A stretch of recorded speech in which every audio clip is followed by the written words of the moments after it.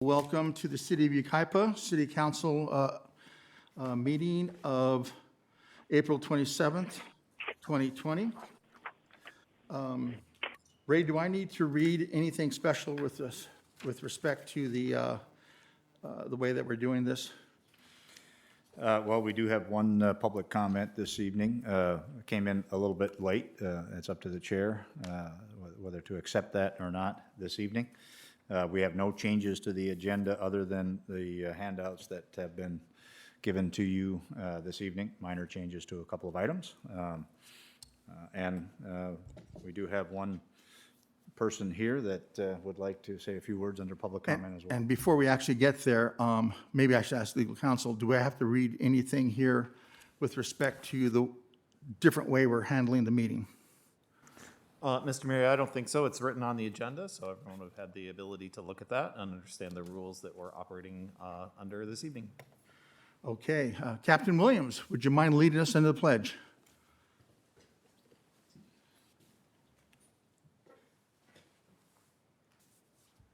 Honorable Mayor, members of the City Council, if you would join me in the Pledge of Allegiance. I pledge allegiance to the flag of the United States of America and to the republic for which it stands, one nation, under God, indivisible, with liberty and justice for all. Thank you, Captain. Jennifer, will you call roll, please? Councilmember Bogue? Here. Councilmember Duncan? Here. Councilmember Riddell? Here. Mayor Pro Tem Allen?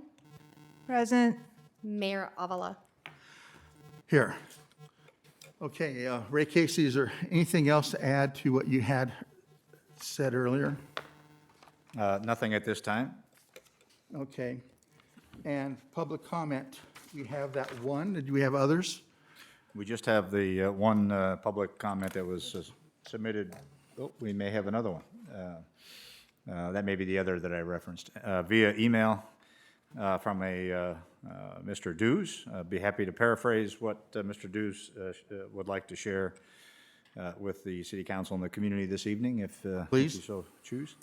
Mr. Dews generally expressed his concerns regarding how the governor's office, President Trump, and the city of Yucaipa are all handling the coronavirus pandemic.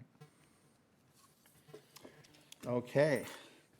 And we have one speaker who is here with us this evening, Lieutenant James Porter with the San Bernardino County Sheriff's Office, Yucaipa Substation. If I may, Mr. Mayor, he's an essential worker that works for us, at least today. Oh. You have 3 minutes. Perfect. I will not take that long. Gentlemen and lady, I would just like to say thank you. Tonight will be my last council meeting with you all. As I think you all know, I'm moving along. My effective last day in Yucaipa is May 8th, so not this Friday, but the following Friday. I hate talking through this mask. I just wanted to say thank you. The last couple of years have been fantastic. I've really enjoyed my time in Yucaipa.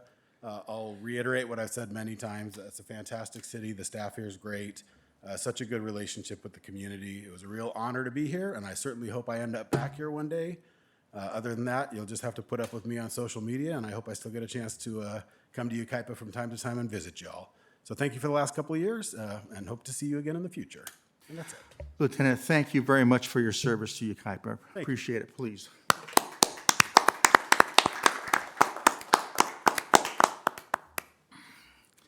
With respect to the crisis we're going through, we'll have to suspend with our picture. We'll do it on another day. Well, we're giving you virtual hugs. Yeah. Okay, consent agenda. Is there anything that somebody would like to pull off the consent agenda? If not, do I hear a motion to accept? I need to recuse Dick myself. Riddell, I'd like to pull number 4. Okay, Councilmember Riddell requested to pull item number 4 for discussion. Councilmember Duncan? I'd like to recuse myself from item number 1. I didn't attend that meeting, so I can't really approve those minutes. And then I'll go ahead and move the rest of the consent except item 4. Second. Okay, we have a first and a second. If there's no further discussion, Jennifer, will you take a roll call vote, starting with Mr. Adele, please? Councilmember Riddell, Here. Councilmember, Aye. Councilmember Bogue, Aye. Councilmember Duncan, Aye. Mayor Pro Tem Allen, Aye. Mayor Avila. Yes. Thank you very much. Okay, moving on to item number 6. 4. Number 4, I'm sorry, thank you. You're welcome. Keep me on track here. For me. Okay, I'd like to say a few words on 4. When this first came to the city council for to vote on the recommendations by the planning commission and the motions that were suggested by the staff, there was only 4 members present for the meeting. Councilmember Boat was not there. We approved the 80% annual rent adjustment, 80% of the CPI, and we approved all the meet and confer things, either 4-0. I think Duncan voted against a couple of them, but they all passed. And on the vacancy control, I propose that we keep complete vacancy control. It was seconded by Duncan, and it was voted on. Duncan and I voted for it, and Allen and Avila voted against it, which was a tie. And then a proposal was made, I think, by Councilmember Allen to accept the recommendations of staff and the planning commission with some adjustments, some modifications to complete vacancy control. And that was voted on with for approval from Allen and Avila, but both Duncan and I voted against it. And that meant that there was no changes to the ordinance, and that complete vacancy control would remain in effect. But Duncan, for some reason, we'd have to say why, he requested that since there wasn't a full council there, that it come back to the council when there was a full council, since there was a tie vote. That was not necessary because with the tie vote, the full vacancy control remained in effect. But that was his suggestion. And so at the April 13th meeting, it came back. And at this meeting, Duncan was not present, but Bogue was. And this modifications to rent control was passed 3-1, with me voting no, because I wanted to keep complete vacancy control. And so the thing did pass 3-1, and this is the second reading here tonight. And I just want to repeat that I'm still in favor of complete vacancy control, so I'm voting no on this item. That's it. Thank you, sir. Jennifer, is there anything you'd like to add to a presentation, or are we good with this on the council here? I have nothing to add. Based on council's direction at the last meeting, this item is under consent, unless you have any questions I can address if you have any. Do we have any questions? Okay, do we hear a motion one way or the other? I'll move the item. I'll second. We have a first and a second. If there's no further discussion, Jennifer, will you take a roll call vote, starting with Mr. Riddell? Councilmember Riddell, No. Councilmember Bogue, Aye. Councilmember Duncan, No. Mayor Pro Tem Allen, Aye. Mayor Avila. Aye. Okay, it passes. Now we can move on to item 6. And that'll be with Fermin. Are we on, was that on On consent? 7, that was on 7, I'm consent. sorry. It's okay.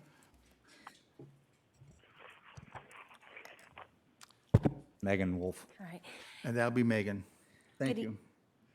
Good evening, Honorable Mayor and City Council. I am here this evening to discuss the Public Arts Committee.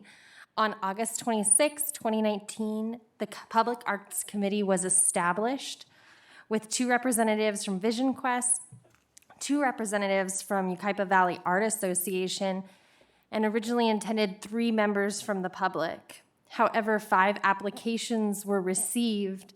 Therefore, on October 28, 2019, City Council approved Resolution Number 2019-51, amending the original Resolution Number 2019-40 to create a Public Arts Committee with 9 members instead of 7.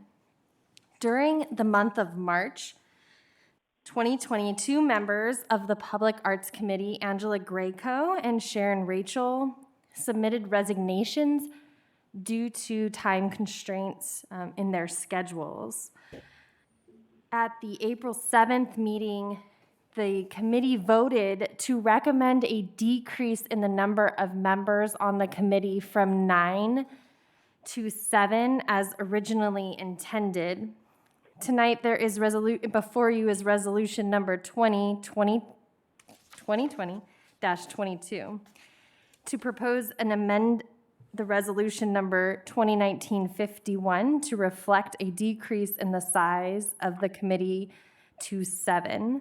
This will decrease the representatives from Vision Quest from 2 to 1 and the representatives from the Yucaipa Valley Art Association from 2 to 1, and leaving the public at large number at 5.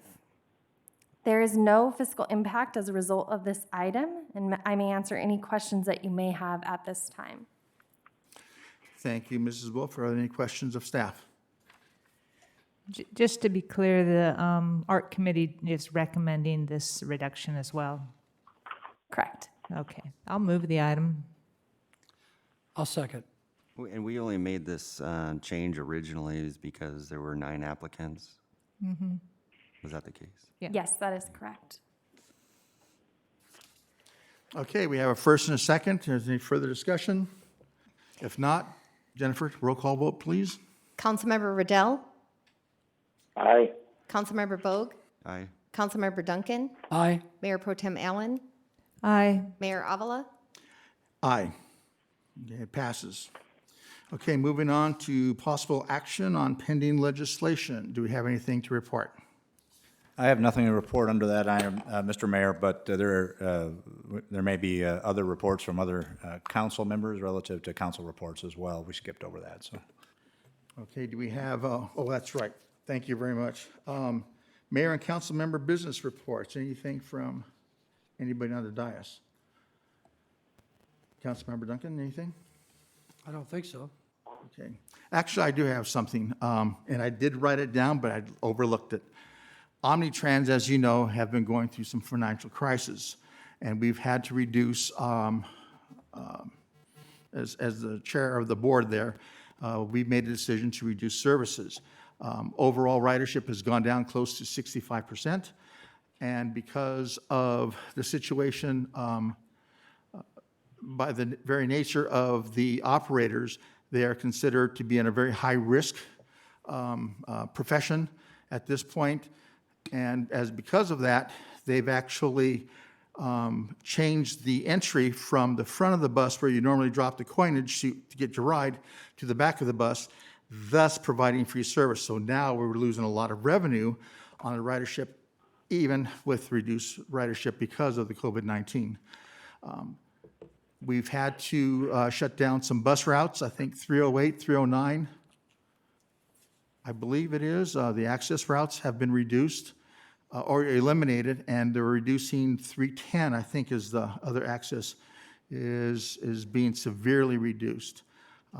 These are hard times for everybody, and it's not without a great deal of sadness and remorse that we have to do this. because we know a lot of people overall in the county really depend on the bus service, but unfortunately, we're unable to, Omnitrans is unable to support it because of the lack of funding. We're not sure how we're going to approach the future, but to be honest, it doesn't look really, really bright right now.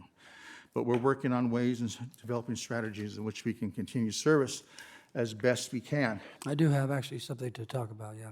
Thank you. Is that okay? Go ahead. Sorry about that. No. So about a week ago, I was contacted by a gentleman named Bob Glennon, and he is forming a committee of retired businessmen to help the businesses in our city sort of navigate this problem that they're having as far as this.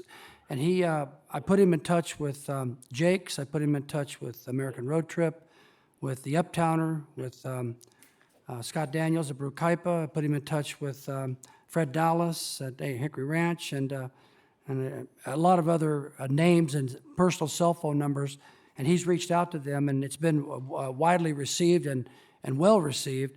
And so he's in the process of trying to formulate a plan to sort of help instruct and or help navigate any subsidies, any monies, any plans that as a combined leadership of Yucaipa, we can help these businesses get back into business and start doing their job again and try to help them avoid going bankrupt. So I'm working on that now. I think he reached out to all of us, but I called you back first and sort of got involved and put him in touch with all these folks. So I think it's a good initiative. I think it's going to be really good. Everyone that I've talked to with the local businesses have been real receptive and happy that someone is doing this. And so I will report back as time goes on.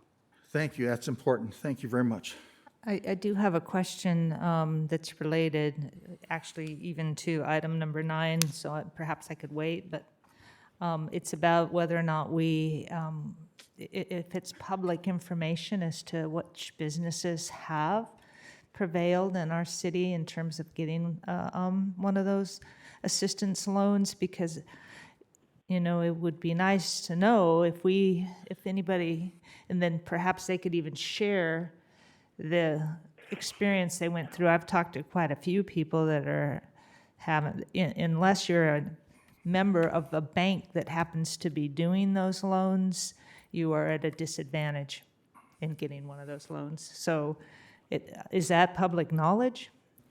So we haven't haven't got responses yet to how many of those businesses that Caroline or her team has talked to, whether or not they've been successful, but we'll follow up with that information.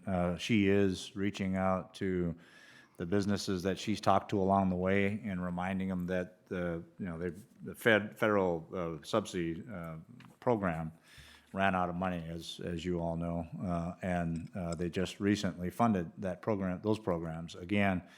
And for the last several working days, she has been reaching out to those business owners to remind them to follow up and pursue that. In addition, I did talk to, I don't remember Bob's last name, I'm sorry, Councilmember Duncan this weekend as well. And I think there's a good opportunity to partner with him. Seems like he's got real strong experience in working with business owners in their practices, where we can provide some help in terms of if they need help with the federal subsidies. So I think that will be a good partnership. All right. Anything else? This is Dick Riddell. I have a question for Mayor Avila. With these reductions in bus service, were any changes made to our local bus service, Omnigo?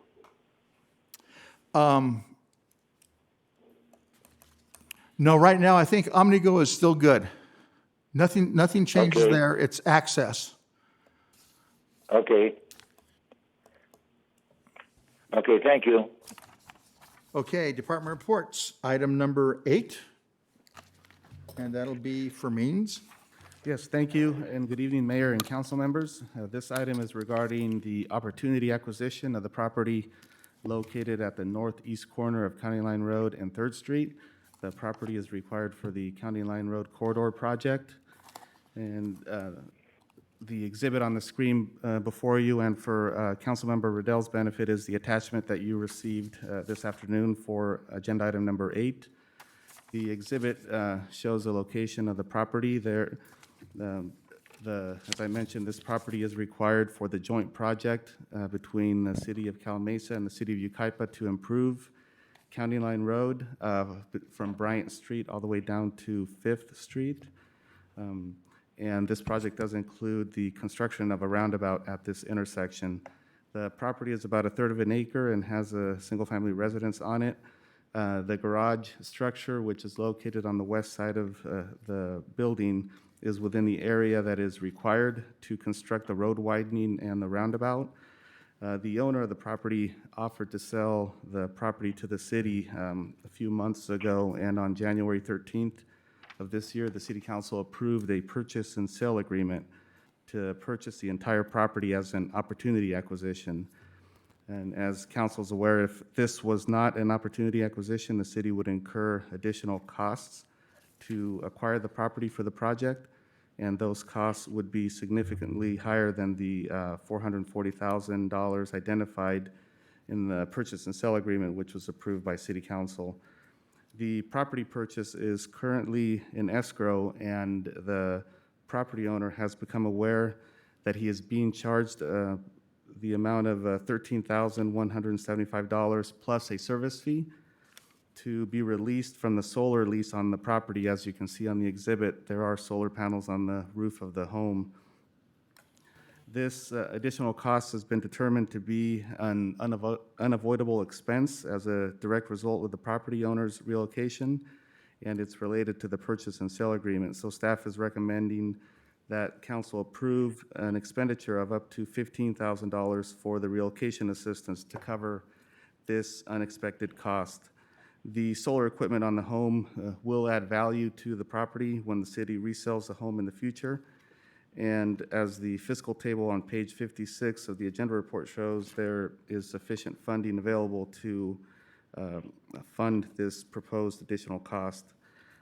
If this is approved, and once the city owns the property, staff will return to council with a recommendation for the disposition of the remainder property, including the demolition and removal of the existing garage and the reconstruction of that garage elsewhere on the property, where it won't be in conflict with the construction project. So staff is recommending that city council approve an expenditure of up to $15,000 for relocation assistance program expenses and other miscellaneous costs associated with the acquisition of the property, and also authorize the city manager or his designee to execute the necessary documents to complete the acquisition process. That concludes my report, and staff is available for questions. Thank you, Fermin. Any questions or comments?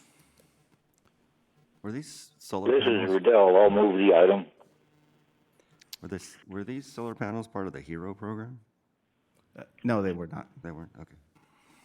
Did they not know this when we made the decision to purchase the property? Did the property owner not know that there was a lease buyout or whatever? They knew that there was a lease buyout, but they didn't know what the extent was until it came out through the escrow process. I'll second that. All right, we have a first and a second. Any more comments or questions? All right, if there's no further discussion, Jennifer, will you give the roll call vote? Councilmember Riddell, Aye. Councilmember Bogue, Aye. Councilmember Duncan, Aye. Mayor Pro Tem Allen, Aye. Mayor Avila. Aye. It passes. Very good. Okay, item number 9, local emergency due to COVID-19. Ray Casey? Thank you, Mr. Mayor, members of the council. This item is an update on the local emergency due to COVID-19. A brief report, and then this is a staff report that we've added additional request, and that is to address the potential for community development block grant funding that has come about as a result of or in response to the COVID-19 pandemic. First, an update.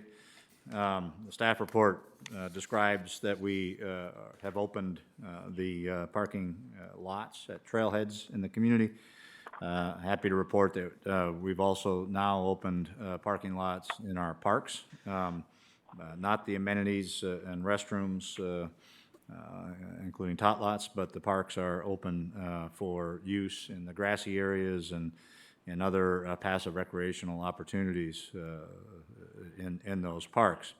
In addition, tennis courts were specifically referenced in the recent county order and were opened this weekend as well. And we are in the golf courses. Of course, that's not a municipal golf course in Yucaipa, but it opened up this weekend as well, consistent with the new county order.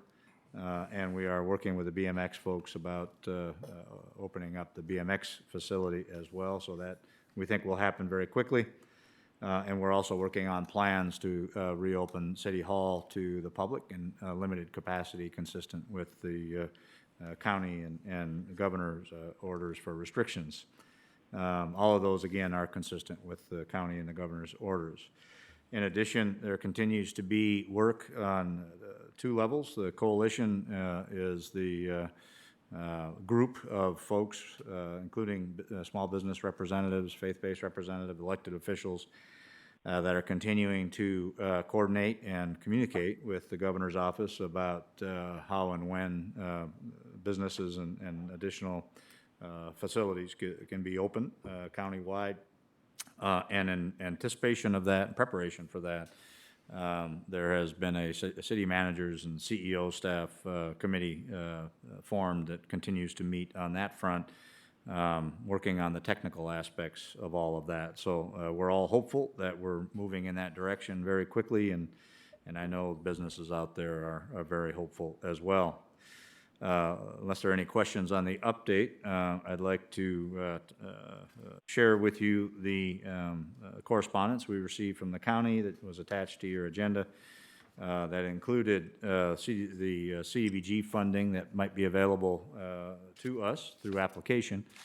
It's in the amount of $202,897 up to, depending on the eligible applications that we might submit.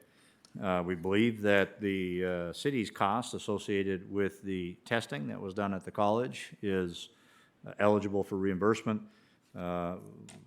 That shouldn't exceed $10,000 or $15,000, let's say not to exceed $15,000, including sheriff's department costs, staff costs, cost of labor associated with our local medical professionals. The tests themselves were covered ultimately by the county health department, the county. So that amount should not exceed $15,000, but that still leaves a little over $185,000, $187,000 in funding that staff is seeking direction from City Council on this evening. The list of eligible expenditures is fairly limited. Of course, it has to be related to the COVID-19 pandemic.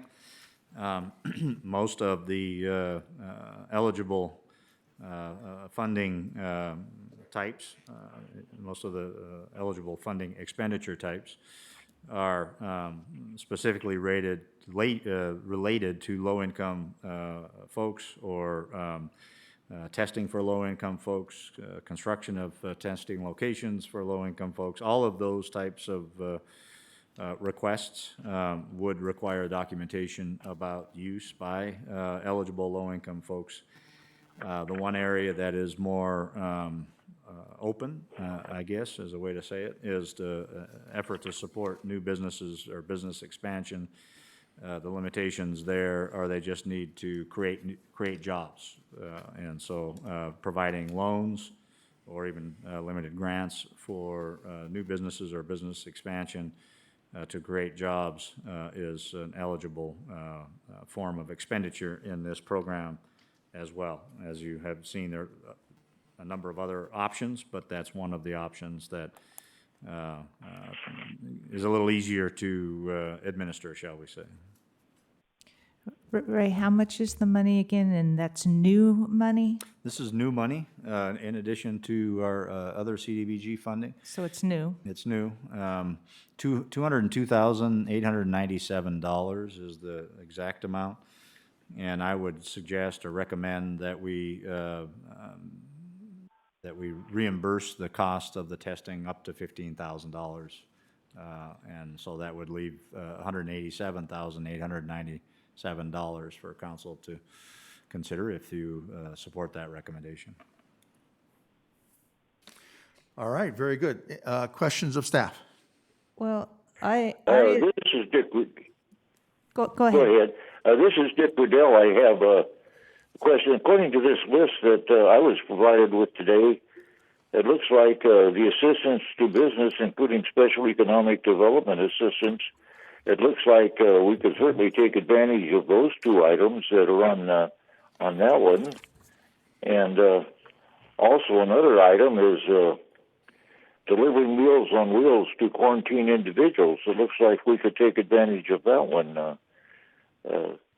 So if this is an addition to the federal money that's available and the state money that's available, I think we ought to apply for those. Very good, thank you.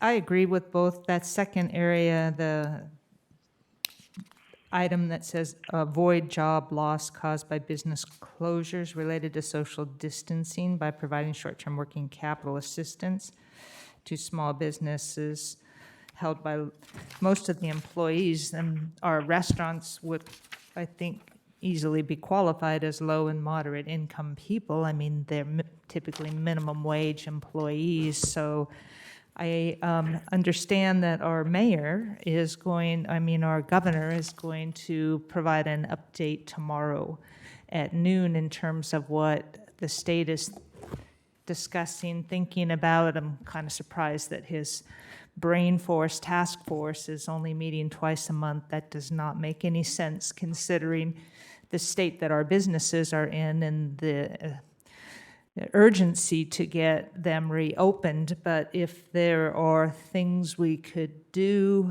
in terms of assisting them with reopening plans, if there's a small amount of, that's 202,000 isn't a huge amount of money, but it could help them maybe with some essential protective types of equipment they might need in order to get this launched as soon as we hear what the governor is going to allow. But, I've been saying this for a couple of meetings now, whatever we can do to help our businesses get ramping back up, I think we should go there. I also understand that the governor has recently issued a program that local restaurants can be paid by the state if they sign up to deliver meals to seniors. That kind of goes with what Councilmember Riddell said about Meals on Wheels. But apparently there's an initiative now, and I heard about it today from Bob Glennon, who was pretty excited about it as far as working with the local restaurants, that the governor's going to pay for restaurants to deliver meals to seniors. And I think that's very commendable, great program, and I think this money would be much needed by the folks here in town that are struggling right now, for sure. So I make a motion that we approve it. Councilmember Bogue, do you have something to add? No, I agree. I think anything that we can do to help our businesses, and I've been on the phone with lots of people. I think these are all great programs and so forth, but I still also see it as kind of just a Band-Aid over a gaping wound. So we do need to start pushing our electeds and our state legislatures to start leaning on our governor to make changes, at least give us some deadlines so that these businesses know how far that they can, how far they can go. So I've been on the phone with a number of people trying to use whatever resource I had to try to influence, which is very little, but I've tried anyway. And one of the people I did talk to was kind of interesting. I spoke with the pediatric doctor from one of our major hospitals in this area, and her job is child abuse. And she works with a DA and on child abuse cases. And she had some pretty interesting statistics, and one of them was that child abuse reporting is down substantially. No one really is reporting child abuse. And she says that's because there's no one looking at the kids now, because it used to be teachers and grandparents and so forth looking at the child and reporting them. But then she turned around and told us that egregious child abuse, which means broken bones and things like that nature, is up 400%. So we know that there's a lot of other issues that are going on. When people are not working, they're getting frustrated. So that's just one of our local hospitals. And another thing that she also said is that the entire floor of her unit, there were only 16 coronavirus cases in the whole hospital. And yet we're seeing this huge spike in child abuse. I'm sure domestic violence is up. And a lot of this has to do with the lack of employment. So what we need to do is we need to get in contact with all of our legislatures, and we need to start calling Sacramento, doing everything we can to tell them to push to get these businesses open, because there are ramifications other than just, not being able to work. Sorry, I don't mean to go on a long You're absolutely right. here, but when she spoke and told me these statistics, it was mind-blowing. So child abuse is actually up 400%, but the abuse being reported is way down, so. Yeah, it's out there. We need to, I believe, and I don't want to speak out of school, but I believe staff is at least working. We have a plan, almost solidified, how we'd like to implement it. We just have to convince those who listen to us to get us to move forward. And you can only go so far. I mean, there's all these different committees that I'm, ad hoc committees that I'm on, and everyone's got, we're all trying to come up with an idea and then take it to the governor and say, this is what we want to do for San Bernardino County. This is how we want to open up, and we're asking them, please let us have that ability to do that. But you can only go so far. Well, and I did go to Yucaipa Valley Golf Course yesterday, and because they opened up this weekend, and if you watch and observe, I mean, you make recommendations, and then you watch how a business actually implements that recommendation, and it was so obvious that business had their customer safety at the very top of their new reopening strategy. They had a list of rules that you had to follow. They had consequences for not following the rules. They'd taken out the flags. They'd turned the cups upside down so that you didn't have to touch or reach in to get your ball after you finished your hole there. And then the carts were cleaned after every person had finished their round, and you couldn't stay after you were done. The course restrooms were shut down. I mean, they were very serious about taking care of their customers, but allowing their customers to still get out and do something that makes them feel something other than cooped up and pent up. So that's just one example of how businesses can do what it is we're asking them to do if you just allow them the opportunity to do it. And I think that, there needs to be something to allow our other businesses to move forward as well. So you've all covered it really well. It starts with the political process. It really does. We have to work on, as a state, we have to work on that pressure that you're talking about with the governor's office. It has to start there. But it also has to start in parallel on those, call them protocols, call it processes, business practices. But just like the golf course did successfully, restaurants can do that, wine tasting rooms can do that, antique dealerships can do that. One of the members in the committee mentioned it's really about changes in human behavior. It's not about this type of business should be open or that type of business should be open. It's really about, helping people change their behavior a little bit, how they golf, how they go into antique dealerships, stores, whatever it might be, as opposed to these businesses can be open and these can't. And I think that's what has been a real challenge, is that's the way it's been characterized along the way. And it's just time to change that dialogue, so. So you'd say that all businesses should open, but they should just change their behavior? Yeah. All businesses should be open? Yeah, I mean, Ray, who am I, but yeah. yeah, really. So the governor has indicated that he was going to take certain steps to open up businesses. And I know you and I have talked about it, but is there something that we can do to preempt it if the governor says you can open all your businesses as long as they do this, this, and that? Can we kind of preempt that and talk to each business owner and say, hey, can you come up with, give us a couple of guidelines of what you plan on doing? And then we have that with us, and then we can prove, look, our businesses are ready to go. The day that he says that we can do it, we already have the plan in hand, and then they can go. And that's So what we're I'm not waiting referring for to. this long process. So let's just get it going and get Yeah, it done. and you both have made those suggestions along the way, Councilmember Bogue and Mayor Riddell. Great suggestions. We've Or been- Avila. I'm sorry. We Mayor look Avila, alike, sorry. but, we get confused. I Apologize. think we've all voiced that. You have as well, yeah. Yes, yeah. you bet. Anyway, long story short, we have had some business owners reach out to us offering those things. The golf course, I talked to Scott Flowers midweek last week, let him know that it looked like the county was going to be allowing golf courses to open up. He had a whole plan in place for how he was going to change the way they did business. Some gyms in town have had plans in place for how they're willing to change business. So we have reached out to a few businesses to see what the models look like. Other businesses have reached out to us.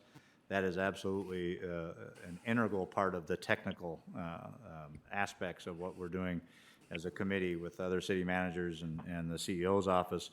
And we're trying to kind of push that along. And that's a good way to push it along, is to talk to our businesses here in Yucaipa. And a lot of them have some really good ideas and don't have to go very far with what they've already come up with. And all of it would be voluntary. All of it would not be a permit, and not a new permit process, just be a voluntary process where they would provide that information and live by it. So. But what if the governor does come back and say, look, as long as you provide a plan, like they said, that you have to formalize what you're going to do? That's what I'm worried about, that he's going to tie it up with some bureaucratic process which then will slow it down even more.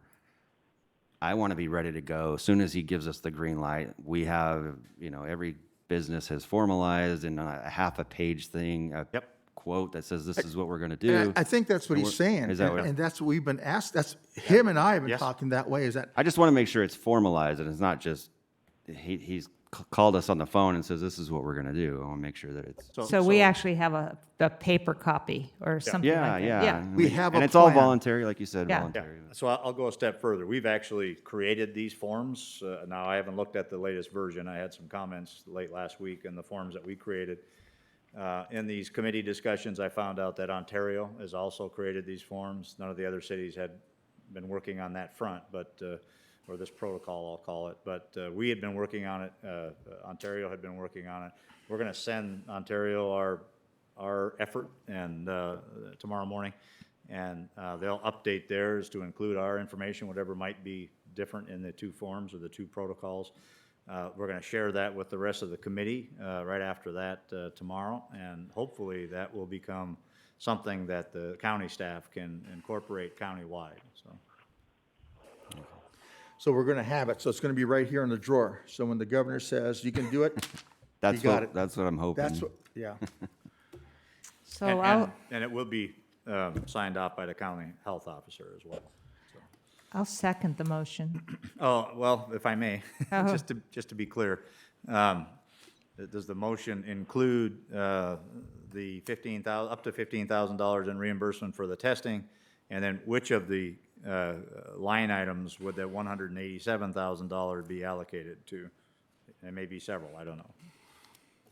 I think the second one down on the first page. Assistance to businesses? Yes, assistance to businesses, including special economic development assistance. But I think that's vague enough. I mean, if it included the businesses delivering meals to people, I mean, I think this is general enough that I think it could encapsulate that as well. Then I'd like to see also the provisions on the next page, provisions of a new or quantifiable increased public services, because that's where the 15,000 comes in. Provided testing, diagnosis, and other services related to fixed or mobile services. And then the last two below that, provide equipment and deliver meals on wheels, as Councilmember Riddell suggested. So the 15,000 would be under the provide equipment, supplies, materials, is that what you're saying? Yes, sir. And Okay, then up to the other 15. ones, the last two in that box can be applied to the remainder of the funds available. Yeah, it's been pointed out that actually the second one from the top in that same grouping is more specific about testing, if that, Yeah, that's the one David pointed out, actually. is it? Okay. Yes. All right, so second one from the top in that group. And then, do you want to split the 187 among those two, the deliver meals? Yeah, as Councilmember Riddell suggested, and I think, Bob, Councilmember Duncan is the maker of the motion, so Okay. I don't know if he wants to include more specifics in the Well, how motion. much do you think you would, I mean, I think the businesses need the money. I know they need the money. Yeah, I agree. The most. I don't know. The Meals on Wheels, as far as taking food to the elderly, I think that can be a joint. I mean, those two could be combined, where we buy the food, we deliver the food from the restaurant or whatever restaurants we designate. But I think we need to research the state and see what they're offering as far as that money is concerned as well. So if that's possible, This is Riddell. I was suggesting we don't want to duplicate anything that is already being done in other ways, like if the state's going to provide free meals to seniors, then we don't want to use our CDBG money for this. Just use it for things that's not being provided by other means. Agreed. okay. Just want to make sure that we get that covered, that's all I was looking for. Yeah. so maybe the entire 187 could be in that avoid job loss section? Is that what you're thinking? That's what I would, are you okay with that, Bobby? I am. Okay. So that would be the motion. That would be my motion, yes. Okay, and I'll second that. All right, we have a first and a second, and with specific directions on what we want to go for. If there's no further discussion, Jennifer, please, roll call vote. Councilmember Riddell, Aye. Councilmember Bogue, Aye. Councilmember Duncan, Aye. Mayor Pro Tem Allen, Aye. Mayor Avila. Aye. Thank you. Okay, that passes, and we're moving on to item number 10, Animal Service Contract Amendment Number 8. Jennifer Crawford. Thank you, Mayor. This item before you is Amendment Number 8 to the Animal Control Contract. These services are provided by the Animal Care and Control Division of the San Bernardino County Public Health Department. The amendment addresses shelter and field services and also includes the canvassing program pursuant to council direction received at the May 29th, 2019 meeting, which was to include part of the future budgets instead of an annual service level option for your review and approval. The proposed amendment includes not to exceed amount of approximately $542,000. This is a 5% increase over last year's contract due to negotiated salary increases and benefit costs for animal control staff. The 5% increase is based on animal control services and not necessarily the canvas component, because the canvassing component in years past has been cost neutral. It is important to note that the city only pays for actual costs incurred for all services conducted by Animal Care and Control. Staff also notes that the net contract cost for each of the past 5 years equaled an average of $258,000 per year. Historically, actual annual costs have remained below the annual contract amount because the contract is based on calls for service. The proposed cost will be offset by revenues generated from dog licensing fees, animal redemption and adoption fees, in an estimated amount of approximately $140,000. The recommendation before you this evening is that you approve and authorize the mayor to execute the amendment number 8 with the county. And that's all I have at this time, and I'd like to make note that the director, Brian Cronin, is on the phone with us, and both he or I could answer any questions that you may have at this time. Thank you, Mrs. Crawford. Any questions, or comments of staff? Mr. Riddell, do you have any questions or comments? No, I don't. Mr. Duncan? I move approval. Mr. Bogue? I'll second. Okay, I do have one question. When do they normally start doing the canvassing in Yucaipa? And Brian, you can step in, but generally I thought canvassing in the past, when I was more involved, was typically done in the fall. However, with COVID-19, both Brian and I have discussed, we will not roll out canvassing until we are clear of the concern, because obviously the officers go house to house, they're interacting with the public. So if we get to a place where everyone's comfortable with approaching each other, we'll roll out canvassing. But if we're through this contract and that time does not avail itself, then we will not conduct canvassing for this amendment number 8, and then we won't be charged for it. Does that, okay, we won't be charged for it, No. okay. It said 4,800 residences or 25% of the city. Do they go back? I mean, do they just take certain parts of the city, say the uptown in one year, then bench the next year and someplace else next year after that? Yes, historically, we've looked at different pockets of the community, sometimes based on a lot of calls for service or dogs roaming or getting out free out of their yards, things like that. And then we focused in the past on mobile home parks and Chapman Heights. But every year we sit down with animal control staff and we talked about Brian, myself, and his new animal control manager, and we'll review the pockets of the county that we haven't hit for a while, and that we'll go that direction. Okay, one more real fast, and I should know this answer, maybe one of us on council does. How long does a dog license, how long is it good for? I think it can go up from 1 year to 3 years. Brian, you can correct me if I'm wrong. And that's correct, Council Member, Mayor. It's up to the individual dog owner how long they would like to renew their license.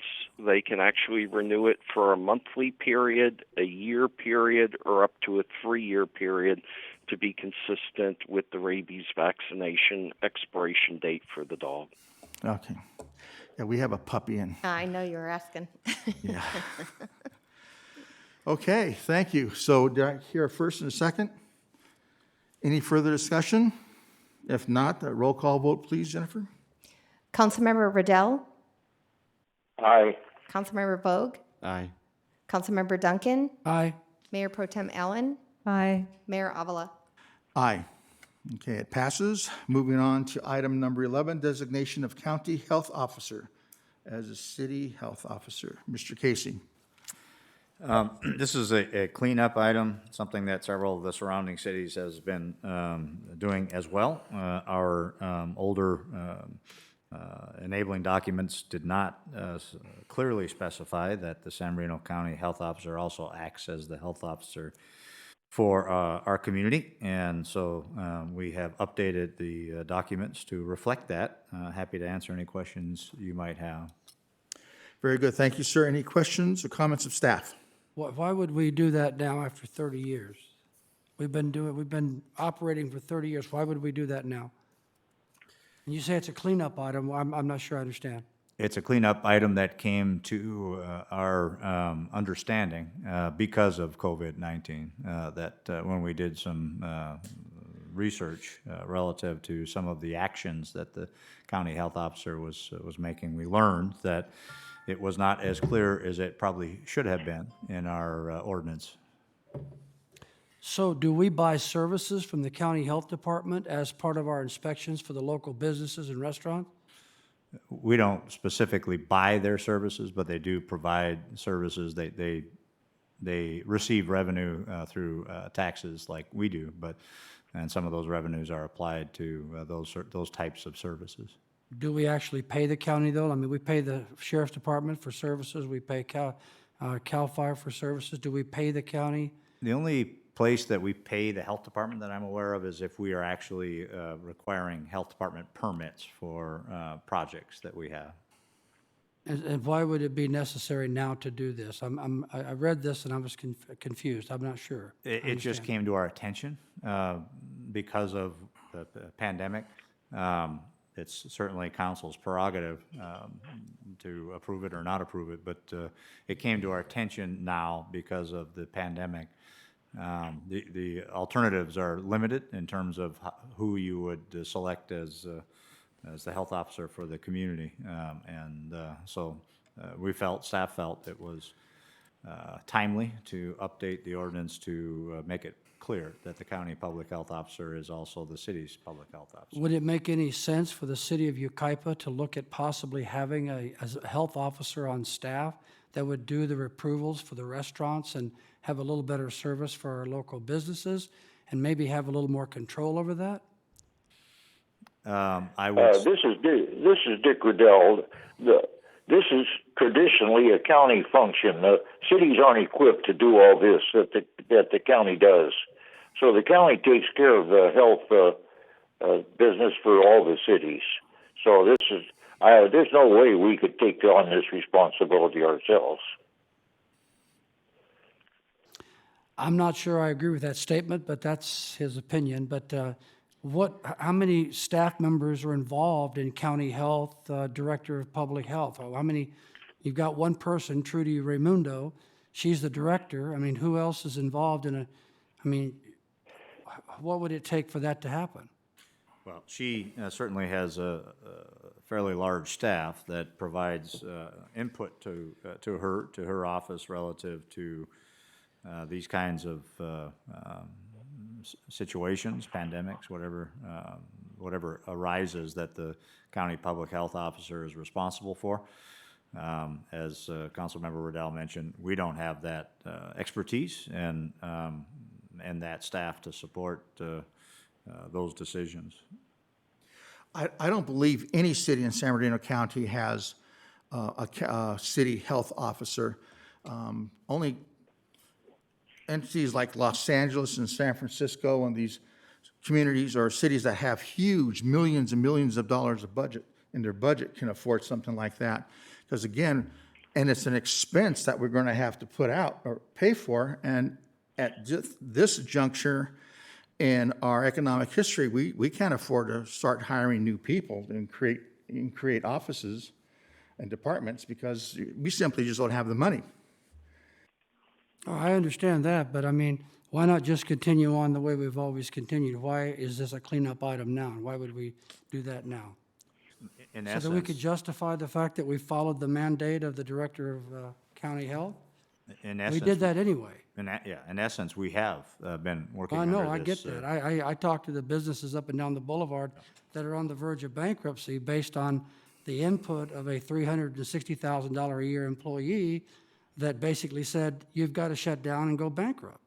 And I'd just like to have a little more control over that because it doesn't seem fair to me that she, making that large salary, makes a decision to bankrupt Scott Daniels at Yucaipa. I just don't, I haven't been able to reconcile that in my mind. It seems like discrimination to me when one business is essential and another business is not. It seems like discrimination. I don't know. And every business I've talked to, Trudy Raimundo shut them down, basically. She sent an armed guard into the Uptowner, an armed officer threatening to shut him down. And that just seems like the Gestapo to me. I just don't know why we would want to buy into her. Ray, That's my opinion. do we have the ability, we have the ability, if there's any issue, that we can rescind this at any time, correct? Sure, yeah, it's a policy decision. The one thing I would add is there is a health and safety code section that does require governing bodies of cities to appoint a health officer unless the city does make other arrangements like with a county. So certainly, Mr. Casey's correct. It's a policy choice of the city council. If you opt not to go with the county, under the statute, we would need to look at other arrangements for a health officer. Perhaps the county has the ability to allow cities appoint their own officer that will work with them. I'm not saying, I'm going to accept the report as written. I'm just saying perhaps we could look into that if we don't necessarily concur with all the decisions that are being made at the county level. So if we continue on the way we've been doing, not appointing her as our Director of Public Health, then we expose ourselves to liability? Is that why we're having a cleanup item? Yes, no, maybe? Because we have to designate somebody Yeah. we for have to- that purpose. We have to designate somebody, and just to clarify, at this point, anyway, the county hasn't done anything more restrictive than the governor's order relative to businesses, but they have had a role at times in enforcing his order, but emulating and then enforcing his order, but. Oh, I understand all that, okay. And that's what I was going to say. You can't shoot the messenger on this. They just get the word, what they have to do, and you don't have to agree with it. And I know 3 people on the audience there that sometimes have to follow some rules that they may not agree with, but that's what they have to do. And so that's what the county health department just has to do. This is what they were instructed to do. She may not like it, but she does it, because that's what, sometimes you have to make those kind of decisions. I don't see anything wrong with appointing the county health director being our city health director. It cleans it up. It makes it rather easier for us in the long run. Is that rather than hire our own health director, which I think at this point in life is just not practical. A little bit ludicrous to hire somebody to do that job when someone's already there that we don't pay for except through our regular, taxes. I'm good with this. Is there? And I support it. Yes, sir. Now, is the county health director, is he or she, is she in this case, is hired by the Board of Supervisors, or is this an appointment by a governor, or do we know? It's an appointment by the board. It's an appointment. Yeah, it's an appointment. It's an appointment by the governor? But no, by the Board of Supervisors. By the Board of Supervisors. So in the end, the Board of Supervisors, which are the electeds, could theoretically find someone else. Sure. If there was, I'm just saying, if there was an issue. Yep. And this is the way we have been Balance. functioning for our health services. We have been using that particular agency to do this service for us for as long as I can Corporation, remember. Also, just for the record, if I'm not mistaken, when we had the news conference out front, she was introduced as the interim. Was she not? The interim I county believe health? she was, although I do believe of late I've seen correspondence where it wasn't interim anyway. I'm not sure about that, to be honest with you. All right, we had a first and a second. I'll second it. Okay, we have a first and a second. Any further discussion? Who was the first? I think, David, did you move it? I did not. Oh, sorry. I think, I'll move it. I'll second it. all right, if there's no further discussion, Jennifer, roll call vote, please. Councilmember Riddell, Aye. Councilmember Bogue, Aye. Councilmember Duncan, No? Mayor Pro Tem Allen, Aye. Mayor Avila. Aye. Okay, it passes, and we're moving on to item number 12, moratorium on residential and commercial tenant evictions. That's Ray or Jennifer? I think Jennifer's going to take this one.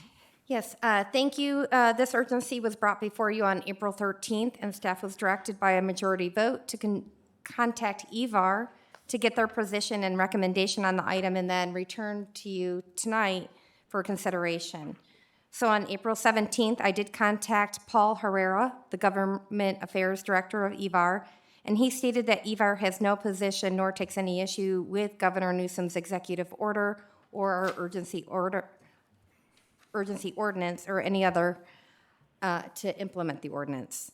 Ordinance number 392U addresses both residential and commercial eviction and provides more detail and clearer guidance on how to navigate tenant evictions due to financial hardship related to COVID-19. Neither the governor's executive orders or this urgency ordinance relieve a tenant of liability for unpaid rent, and tenants can still face eviction after the moratorium is lifted. Upon adoption, the moratorium would go into effect immediately and extend through May 31st, 2020, unless the city's emergency declaration is ended sooner. I would like to point out also that a correction is in the ordinance before you this evening. Section number 4 has been changed from April 13th to April 27th. So sorry, I missed that one date. So the recommendation before you is that City Council adopt urgency ordinance number 392U by title only, as read by staff, and urgency ordinance of the City Council of the City of Yucaipa adopting emergency regulations related to residential and commercial tenant evictions and declaring the urgency thereof. That's all I have, unless you have any additional questions. Thank you, Mrs. Crawford. Any questions or comments of staff? I just have one question. This is, applies to people who have been impacted because they've lost their job or have someone who has been hospitalized and therefore they cannot pay the bill. I mean, just if a person's still working or still has their stream of income, they can't just not pay their rent and get away with it. So on page 98 of the staff report, there's 3 requirements that need to be satisfied in order to be within the pocket of the moratorium of the ordinance. So yes, they have to show that they've paid their rent as of March 27th before all this came into play, and then the other ways that they may have been impacted by COVID-19. I just wanted to have that clarified. Yes, ma'am. Well, I know I was the stickler on this one in the last city council meeting. I'm always very hesitant, even if it's temporary, that we are suspending property rights, or temporarily suspending property rights. And that's why I did want the input of EVAR. And apparently they take no position, so I can't accept it at this point, or will accept it at this point. Is that a motion? Yeah. What's that? No, do our citizens know this? I mean, I've heard this on the news, in the scruffy voice of Governor Newsom when he comes on with this, talks about this eviction protection. I wonder, does everybody know this? I mean, there's a lot of people in trouble right now with their rent, commercially and residentially. Yeah, well, I think, that on the state level, if they've been in tune with the news or they've followed the governor and what he's trying to do, and when Dave and I discussed this item, I mean, this gives another layer and kind of provides more detail, and then if this is adopted, we will do our best to inform our community that you've adopted this ordinance and address and do our best to assist anybody that's in a situation limited to the point of not getting involved in the weeds legally. But like Dave said, can you clarify? So right now the courts won't even hear an eviction case until we figured out probably June 5th due to the courts not handling cases at this time. So this is another protective layer to that. And in addition, in order to be evicted from someplace, you do have to go through court in order to use the arm of the law to kick someone out of a location. So there's other factors in play with this, but it kind of helps to clarify locally some of the parameters of the governor's orders, because he issued 2. Yes, I think the general framework is the governor has suspended certain provisions regarding how and when you can go to court to evict someone if it's based on COVID-related issues. The Judicial Council, I think it is, the court system has also adopted rules, and this is what Jennifer was referring to, that basically says the courts are not looking at unlawful detainers or other types of actions, barring some health and safety issue. They're not going to be looking at these. The time frame, like from the governor's order, the time frame is typically 5 days for a tenant to respond. That's been extended out to 60 days. The courts are not looking at these cases until at least 60 days, perhaps longer. And by our calculations, that looks like June 5th or 6th. So there are other protections that are in place out there. These provisions fill in the gaps a little bit. They provide that, a tenant they're not released from paying rent at all. They have to pay the rent. It provides a system for paying that rent and a time frame to do that. And so it does offer some other protections in conjunction with the protections through the delays and the procedural aspects from both the governor's executive order and the judicial rules. So at that point, I think it's for the council to weigh whether these additional protections are important in this community or whether the protections that are in place through the other mechanisms are sufficient. Okay, anything else? All righty, and we can always put it out to Mr. Duncan's comments and questions. And we can put it out tomorrow on our Facebook, and then the weekly letter, and then also my video thing, social media. If it passes, we can get it out pretty fast, pretty easily, I think. I'll move approval. Okay, we have a first. Second. We have a tie for second. I'll second it. All right, if no further discussion, roll call vote, please. Councilmember Riddell, Aye. Councilmember Bogue, Aye. Councilmember Duncan, Aye. Mayor Pro Tem Allen, Aye. Mayor Avila. Aye. Very good. Okay, we'll move on to number 13, temporary special event ordinance and application. Megan Wolf. Good evening, Mayor and City Council.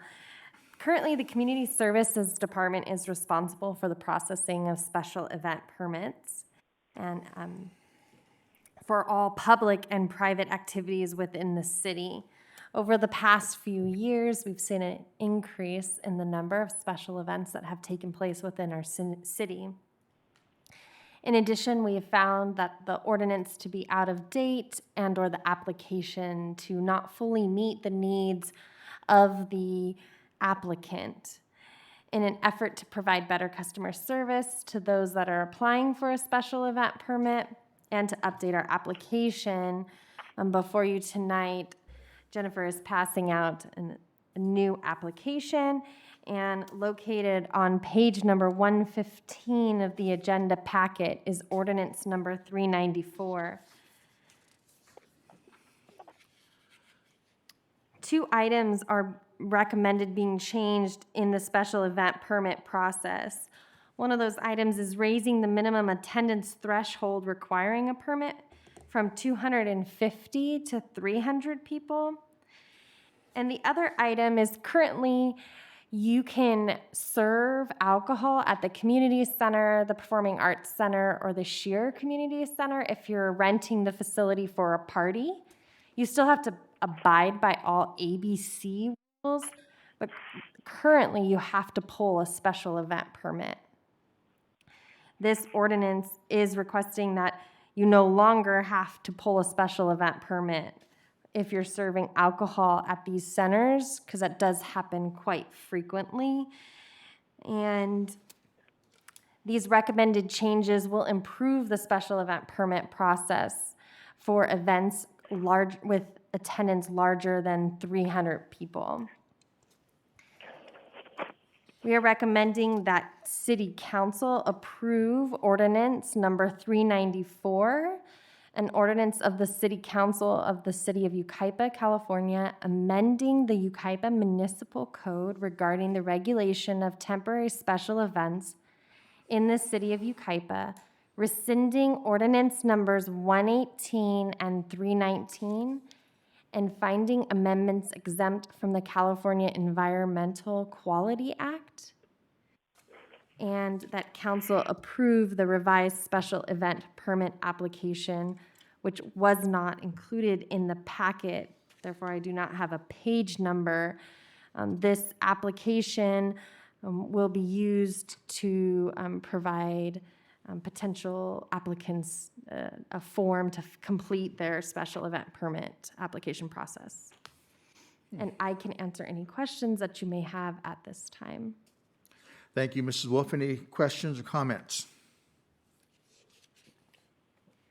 Mr. Riddell, do you have any questions or comments? No, but I'll move the item. I'll second. We have a first and a second. Any further discussion? Hearing none. Jennifer, roll call vote. Councilmember Riddell, Aye. Councilmember Bogue, Aye. Councilmember Duncan, Aye. Mayor Pro Tem Allen, Aye. Mayor Avila. Aye. Very good. Passes. Moving on to subject, or to number 14, Sheriff's Contract Amendment. Mr. Casey. Thank you, Mr. Mayor, members of the council. This item is a contract amendment to the sheriff's contract, as you mentioned, for fiscal year 2020, 2021.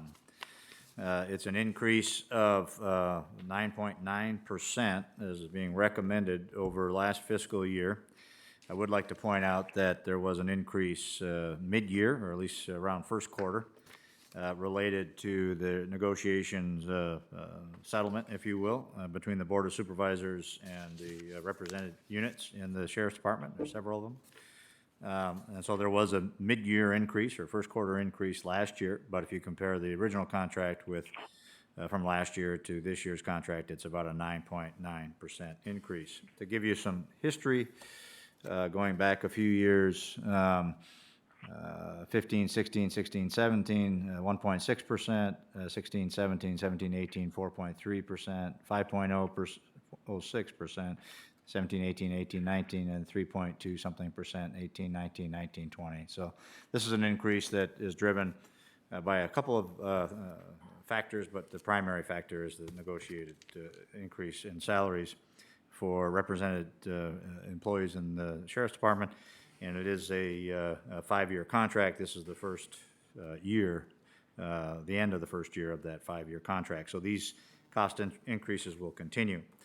The Schedule A before you does include the reduction of one Sheriff Service Specialist, which does reduce what would have been right around $1 million increase by around $80,000 for two reasons. One, we're looking for some place to help mitigate that increased cost slightly. But secondarily, the Sheriff Service Specialist employees, at least at this point in time, are not allowed to do quite what they were doing a year ago, let's say, in terms of helping with traffic reports, other types of reports. And so we felt, and Captain Williams can speak to this, but we felt that 2 Sheriff Service Specialists would be adequate given that reduction in scope, if you will. The other services are intended to be very similar to what we have approved in the last couple of years' Schedule A contracts, the same number of deputies, same number of sworn personnel in general, and really striving to keep that level of service. We are the second safest city in the county in the contracts cities, striving to keep that that place, or who knows, even do a little better with keeping that level of service even with these cost increases. So happy to answer any questions you may have on this item. Thank you, Mr. Casey. Any questions or comments? Are we expecting? I know at one time we discussed the possibility of cutting out one of the detectives. Is that a possibility? It There's is a 3 possibility. detectives, and we were thinking of eliminating one of them, I think, at one time. That is definitely a possibility. The problem with that is, though, with zero bail right now, I think that's going to embolden a lot of people to be a whole lot more aggressive in a criminal nature, and I don't think we should be looking at cutting staff, personnel, but, so you said there was a 5% increase before this, and this is 9.5%? So that's 14% this year? So This there- is almost 10%, right? It's 9.9% increase since 10%. last year's contract, about a 10% increase over last year's contract. over the initial contract. Right, over the initial So contract. are we expecting 10% every year for the next 4 years, or this? No, again, there was already a built-in cost increase in the original contract. Then there was the negotiated increase with the represented groups. That bumped what was anticipated to be about a 5% increase up to 7.5%, 8% increase. So the difference is that there was a two-step process last year with a smaller increase and then the negotiated settlement increase. So I'm comparing the initial contract leading into the budget year with this initial contract leading into next budget year. That's where the 9.9% comes from. Here forward, I don't expect it to be much different than the 5.5% a year increase that is in the negotiated agreement. Because that's a number that was being thrown around when we were talking about Measure E. Yep. And trying to find some funds to help cover these increases. I wouldn't be comfortable. I mean, if staff wants to work with the sheriff department and talk to them about any additional ways that they could see cost savings potentially being realized, but I don't know that I would recommend that that we do that. I think that really they know what they need in order to provide the services that this city needs to have. So, yeah, I know it's a difficult thing and that the number is negotiated, but you know, they provide an invaluable service to the members of this community. So, Mr. Bogue? Well, did Councilmember Riddell say, I didn't hear him exactly. Did he say that we were talking about eliminating one of the deputies? Is that what I heard? Yeah, we did that back in 2009, 10, when we had the previous economic challenges. And we have talked about that along the way because of the, knowing that we were going to have a public safety budgetary imbalance last year, this year, and it's going to grow from here on out. And some of those conversations, council, probably related to Measure E, we have talked about eliminating or reducing the number of detectives or the number of deputies, either one. That was all pre-Prop 47, 57, and all the state mandates. that Just have in the really- last 6 months I'm talking about. Right, but, yeah, okay. No, I'm gonna go ahead and move the item. I know it's a substantial amount of money, and we do need to look and see what we can do to cut some costs and so forth, but right now, the state is not making it easy on our police department in any city. Ray, are these top, I know like CAL FIRE does top step and then actual costs. Is this actual cost or is this based on top step also? Yes and yes. Yes and yes. There is a newer approach over the last couple of years where we are being charged differently for Tier 1 versus Tier 2 deputies. So from that perspective, there is a differential in cost, but they are based on top step. And so unlike our CAL FIRE contract where we estimate based on top step, our Schedule A is based on top step. At the end of the day, we only pay based on actual costs. That's not the case with the Sheriff's Department contract. It hasn't ever been the case with the Sheriff's Department contract, but they do charge a different price for Tier 1 versus Tier 2 deputies, and that's based on when they came on board, whether they're classic employees or post-classic employees. Okay. All right, we have a first. Did I hear a second? Just one more thing. I'll second it. Okay, we got a question from Was that a Councilmember second? Duncan. Was that a second? So I'm sure everybody has taken this into consideration, but the bottom line is that this year, we're going to get a hit big time. We brag about our sales tax being up. I got to tell you, we're going to be losing a significant amount of money this year.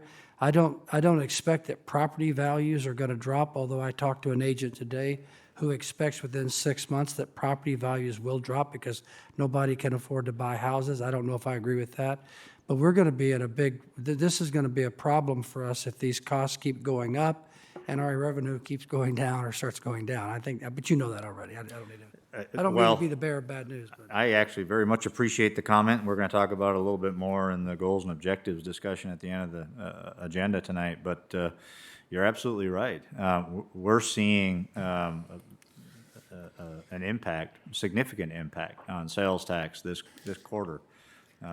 We're likely to see an impact on sales tax next quarter, and who knows how quickly the recovery will happen. If it happens quickly, like some people are hoping, then everybody's hoping, then that sales tax loss will not be as tough next year. If it takes quite a while to recover, you will see an impact on our sales tax next year as well. And property tax is probably got a little more dampening, if you will, in terms of increases or decreases. We certainly saw a reduction in property values, property taxes back in 2010. Don't anticipate as much of a property value reduction as long as the recovery happens over the next 6 months, but it very well could, so. Yeah, that whole 2008 recession was basically a real estate problem, period. And that's why property taxes were affected. This economy was running on all 8 cylinders and running really strong, and then somebody turned the engine off. So hopefully, if somebody's smart enough to turn the engine back on, that this thing will pick up speed pretty quick, unless we let the patient die. Agreed. Very good. That's a second. And that was a second.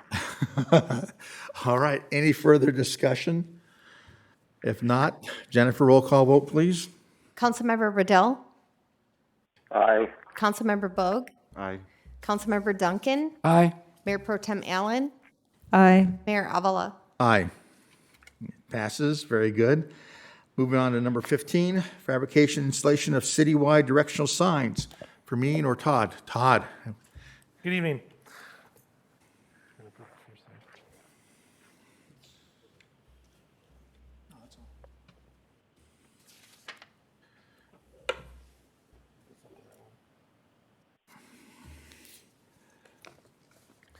Good evening, Honorable Mayor and members of council.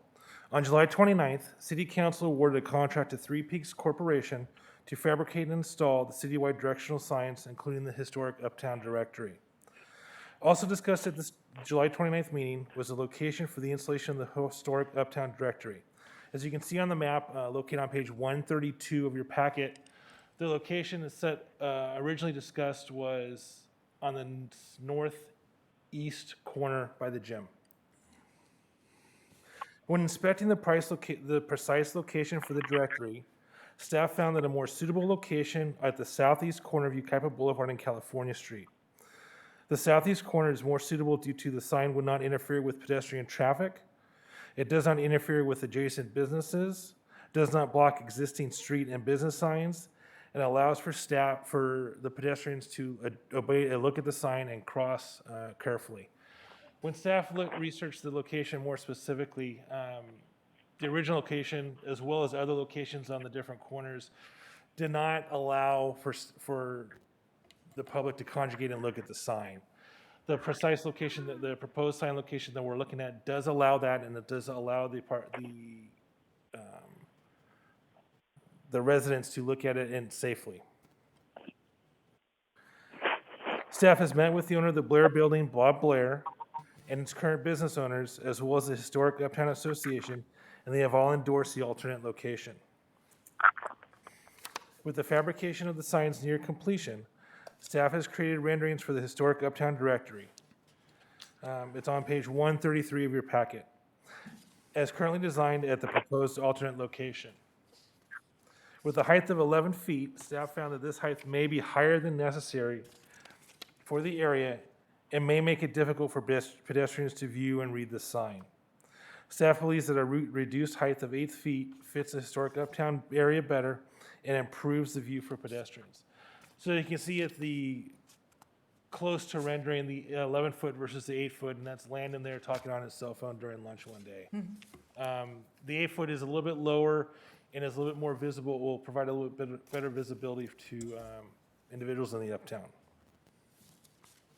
If the change in height is approved, there is sufficient funding available in the contract contingency account to cover the cost of lowering the height of the directory.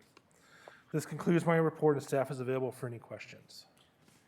Very good. Thank you, Todd. Any questions or comments of staff? Mr. Bogue? Did you have something? Looks like I don't know. I was Okay. going to move it, but Mr. Riddell, do you have any questions or comments? No, I'll move the item. Okay, that's a second. Any other questions or No, comments? but I'll vote on it, no. Is that person who's in there, who's that guy? That's Landon.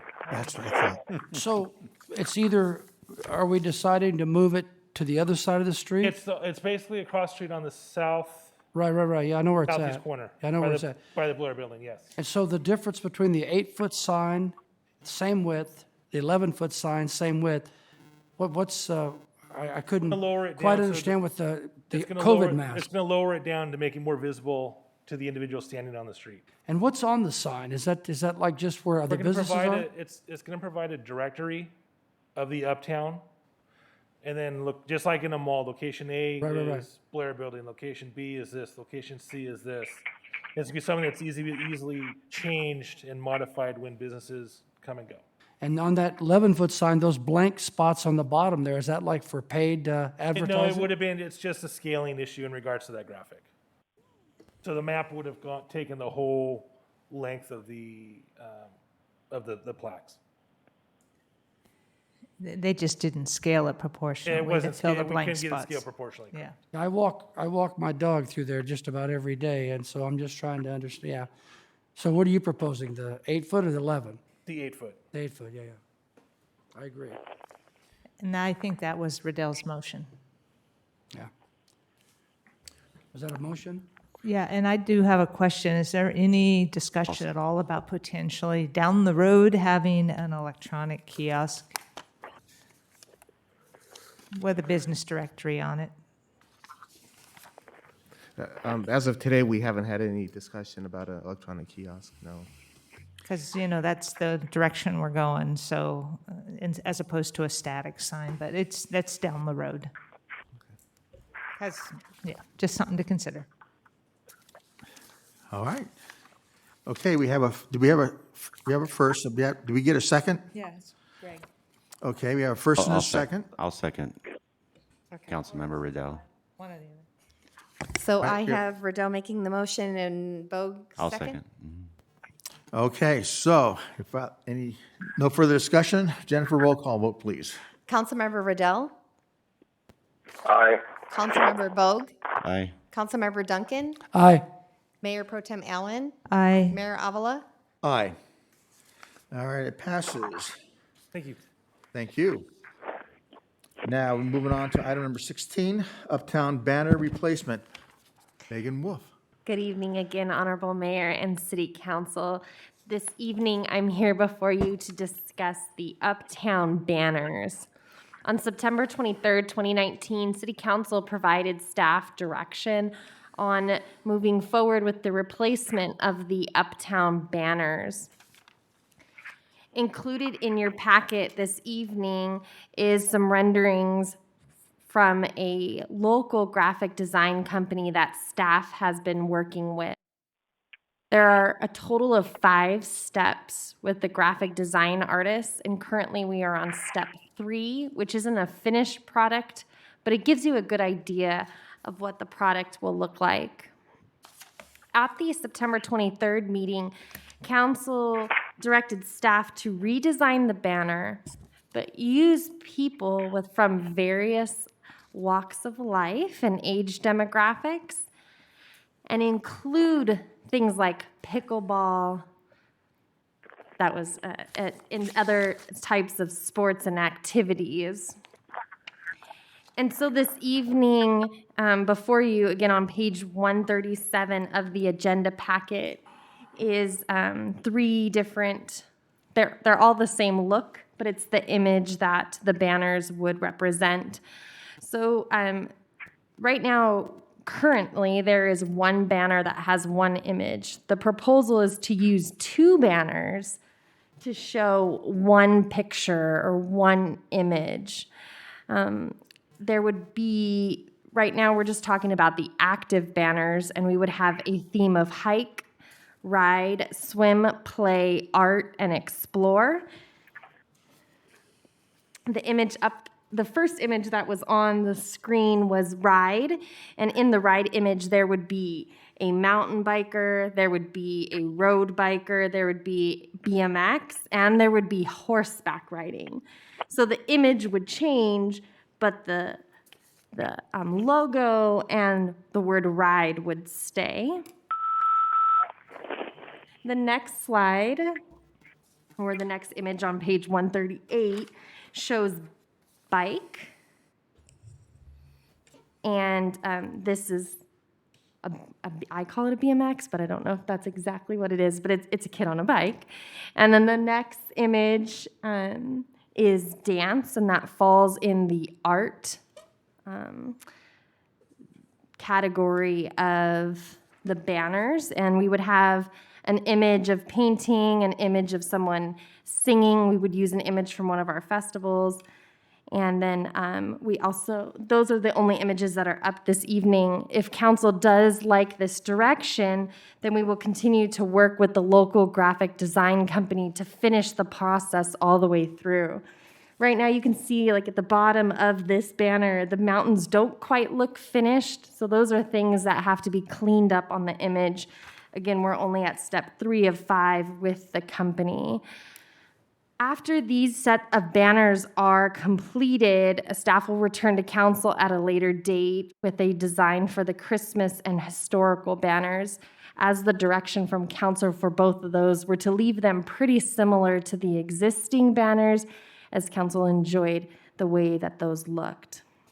The costs associated with the banner replacement effort include professional photography, logo design, and banner fabrication. Photographer and design costs are anticipated not to exceed $5,000, and the fabrication is not to exceed $8,000, for a total amount not to exceed $14,000, which will be allocated from the Parks Capital Replacement Fund. This evening, I'm asking that, or staff is asking that council approve the redesign of the Uptown banners and approve the purchase of 102 historic Uptown banners, which is the official name of the banners. I can answer any questions that council may have at this time. Thank you, Mrs. Wolf. Any questions or comments? Who was the local company that did the design? The name of the company is Boy Girl Marketing. Are you done? Sorry. So what? I was waiting for Councilman can't hear Duncan you. to finish. Were you finished? I still can't hear you. I think they're great. I'm not sure I understand exactly how they vary, but I think they're great, personally. From a graphics perspective, I love them. And I can answer the question of how exactly is it going to vary. So one pole will have an image that says ride with a picture of somebody riding a horse. And then the next pole, it'll say swim, and it'll have a picture of a person swimming. As you drive up, we're going to rotate through the different active lifestyle. It'll say dine and have a picture of somebody at an outdoor eating venue up in the Uptown. Councilmember Allen. Yeah, I think I agree. I like the look. I like the dual banner with the difference on each side. It looks nice. I know that in the staff report, you said that images will include people from various age demographics. And so I imagine that we'll see people of all ages doing the different activities. And I would say also that we want to also remain cognizant that guys and gals, boys and girls do all of the different activities as well. And so we want to keep that in consideration because, the girls play basketball, but typically you don't think about that, and et cetera, et cetera. So I like it, and I think that it's going to be a nice addition, and I think it's going to liven up our uptown, wherever you put them, the poles. So, yeah. Mr. Riddell, do you have any comments or questions? No comment. Okay. Councilmember Bogue, questions or comments? No, I like the two banner idea, the same picture. Looks neat. I agree. I think this will be great. Megan, are these going to, the subjects of, are they going to be local people or, okay, so it's going to be citizens. So we can have Denise swimming.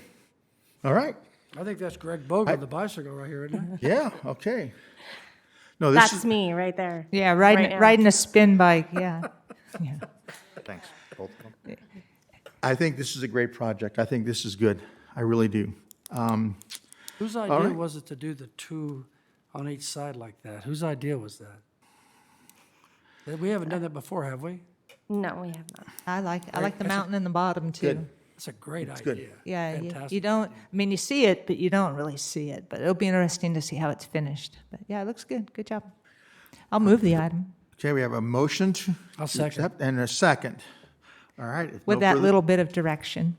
Yeah. If there's no further discussion and you have the direction, roll call vote, please, Jennifer. Councilmember Riddell, Aye. Councilmember Vogue, Aye. Councilmember Duncan, Aye. Mayor Pro Tem Allen, Aye. Mayor Avila. Aye.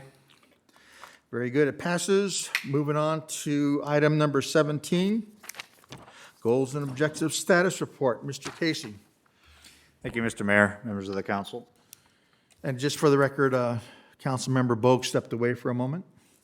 Okay, I'll proceed. I'd like to start with kind of an update on the goals that have been established, priority goals that have been established over the last several years, and then talk a little bit more about our operations budget and what we're working toward in order to meet the challenges, the economic challenges that we find ourselves confronted with. I won't go through everything on the list. The list is on page 142 of your staff report, but we've made progress in the way these short-term goals work, as you know, is they are in 2 to 3 year increments, mostly 2-year increments. And so this list of goals and objectives is a comprehensive 2-year list, 2+ year list. So we've made some progress on design Oakland Road trails between Pendleton and El Dorado Ranch. Not a whole lot, but we made some progress. Some progress along Wildwood Canyon Road, some of the improvements that we continue to do with Make a Difference Day, support trail extensions along Wildwood Canyon Road as well. Have not made a lot of progress at this point on the private public electric charging stations that we received grants for, but we anticipate moving forward with those designs here in the not too distant future. We have added sidewalks on Avenue E, as you are aware, the first phase between 2nd and 3rd Street with the 2 roundabouts and sidewalk improvements in between the roundabouts.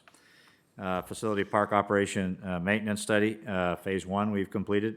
This was, the decision was made to do this in-house, as you may recall. Phase 1 has been completed among the other projects that those folks are working on. We've started a pilot program for residential improvements, as you are aware.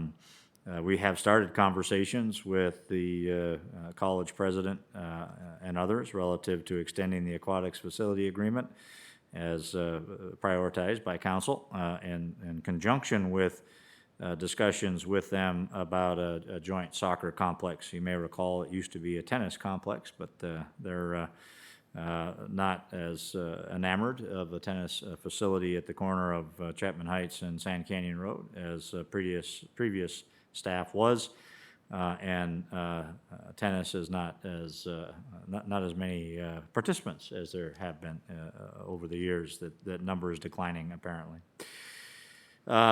We have in the last couple of years added to the fund balance as prioritized by council.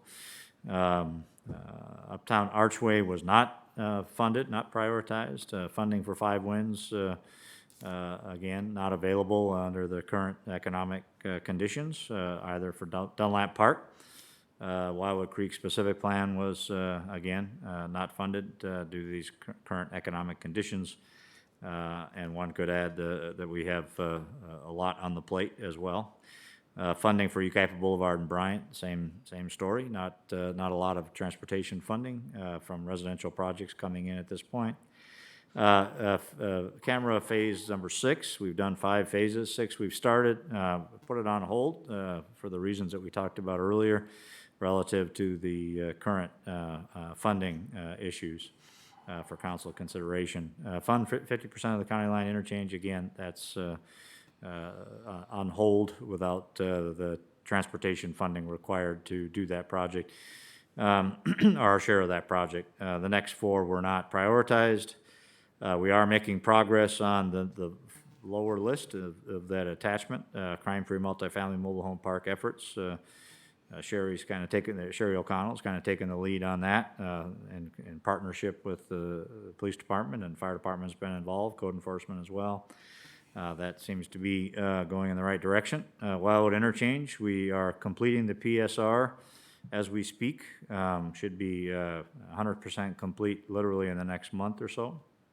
We'll be back to you with the agreement with SBCTA to do the next phase. And I would say that Fermin and his team has been working really hard to try to find the funding for both the Wildwood Interchange and the Dunlap Bridge that we're obligated to do under the development agreement with the hotel developer near the freeway from sources that do not include general fund revenues or funding. Keep Yucaipa Clean program has been expanded. We are not doing a community committee unless council directs at this point anyway, in order to keep that process moving. Add community services, IT, public works staff to reflect the operation and maintenance associated with the, at the time, market night festivals, rodeo, security. Obviously, a lot of those events are not happening with the coronavirus pandemic, but I will say that the IT folks have been instrumental in keeping us productive during these tough times with 2 shifts and a lot of Zoom conferences and all that sort of, and this meeting tonight and administering the IT elements of that. So they have been very, very helpful, and obviously with public works maintenance continuing to maintain the park levels that we have with the active use coming and going. Location for design pickleball sites, as you know, we've got several now. Accomplished that. Review facility naming, probably did that. Completed I think the goal was to fund the Dottie Potter Arena cover. It's actually completed with the lighting added to it now. A few things left to do with the sports complex. Fermin suggests that's really going to be September 30th, not July 1st. Wildwood Park mountain bike, again, September 30th, not July 1st. We partnered with Omnitrans in the purchase through a grant of a van, not a trolley, but a van, and we are seeking funding for staffing that. New brush engine is completed, new network upgrades, all of those are completed, information system, strategic plan completed, county line intersections underway, received, went after transportation funding, went after some grant funding, augmented with transportation funding, partnered with the Uptown Association, private security, excursions for youth advisory committee, developed a citywide mobile app, which has been very well received. And I won't go through the service level options that were also administered. So with that, I'd like to, if there are any questions on that before I go on to the operational discussions, budget discussions. Any questions? I do have one on the 13th Street Sport Complex and the Wildwood Park pump track. You said it'll be September before, not July. Yes. Is that going to be carryover monies, or is that going to be part of the new budget? We would typically carry over those funds, and I want to remember, Fermin may remember better than I do, this 13th Street Sports Complex, I think, is RDA, some leftover RDA pass-through funds. The Wildwood mountain bike course may have been general fund money from last fiscal year. And just to add, regarding the 13th Street Sports Complex, the city council entered into an agreement with the Yucaipa Valley National Little League to, they contributed $90,000, and then the agreement indicates that we will complete the parking lot improvements, which include a few of the components that are listed here. So there's additional funding from the Yucaipa Valley National Little League and an agreement in place. And those would be carryover funds in both cases. Great, thank you. I guess no further questions with this part. Okay, to the operations budget and what we're confronted with, as we talked a little bit in a previous item, we are expecting probably a 5 to 10% reduction in sales tax this quarter. We're getting a final number from our sales tax consultant on Monday or on Tuesday, but that's what we're estimating. And that's, of course, as a result of the coronavirus issues. In addition, Council, I'm sure, recalls that we covered the gap for public safety last year, or this current fiscal year, using the last of the paramedic assessment fund balance. Over the years, whenever the paramedic revenues exceeded the paramedic costs, we put that aside in a separate savings account, if you will. And so and it was always anticipated without a CPI that the revenues would exceed the expenses in the early years since 2004 when it was adopted, voted in, and the expenses would exceed the revenues in the later years. Estimate was 10 years for the balance. It ended up being more like 15 or 16 years. But the last of that fund balance has been used to cover the police and fire budget imbalance this year. In addition, we used some one-time revenue adjustments in the first quarter and eliminating a school resource officer position, which was funded as a service level option, but not in the Schedule A. 50% by us and 50% we had anticipated by an educational partner. So a combination of all of those things, and they're all one-time revenues, one-time savings, were used to cover that public safety imbalance this current fiscal year. That also, by the way, takes away from the net revenues that you all have been accustomed to over the years at the end of the fiscal year. At the end of the fiscal year, the revenues are higher than we anticipated. The expenses are lower than we anticipated. We always budget conservatively for both revenues and expenses. But when you take some of those unanticipated revenue increases at the first quarter, it reduces what you might have had in the form of higher revenues than expected at the end of the year. And number two, part of the higher revenues that you expect at the end of the year are the sales tax that we're not getting as much of this quarter. And so the revenues are not going to be as much higher than, or it may be any higher than what we saw at first quarter this year because of the sales tax reduction. At the same time, we're taking some of the savings that we would oftentimes see over the course of a fiscal year. Those savings sometimes come from positions that aren't filled. They sometimes come from programs that aren't fully implemented. And so in this case, the savings associated with not filling the school resource officer, we've taken to meet that public safety imbalance this fiscal year.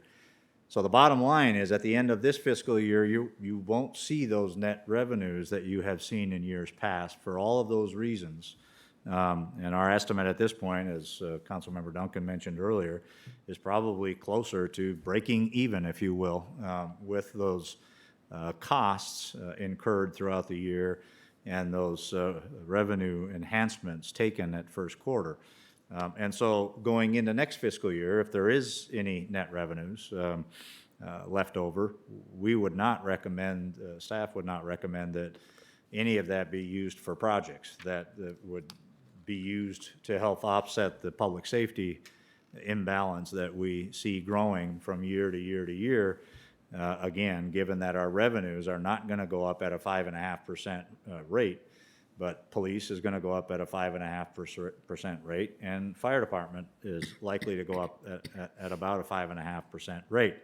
With one suggestion relative to the fire department, and Chief Malinowski can speak to that better than I can, but we're making a recommendation, we will be making a recommendation with the Schedule A next meeting, hopefully, with council concurrence, that we migrate towards more, and the only way this works is if you kind of combine your paramedic and your fire, you still keep that separate from the rest of your general fund, but combine the paramedic and your fire budget, at least for reporting purposes, and move forward with Fire Station 2 becoming a medic station. And the benefits of that are that with a medic squad there versus a fire engine company, you are likely to see some quicker responses to the medical calls on average throughout the community. And that's about 78%, last number I checked was around 78% of our calls are medical calls. Now, there is an impact on fire response, no question about it.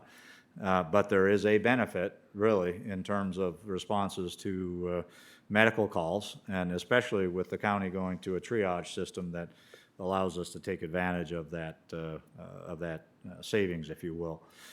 So on top of that, CAL FIRE is requiring that, and we've pushed back as hard as we can over the years. It's just they decided that we couldn't push back any longer, that we're having to pay for half of a battalion chief this year.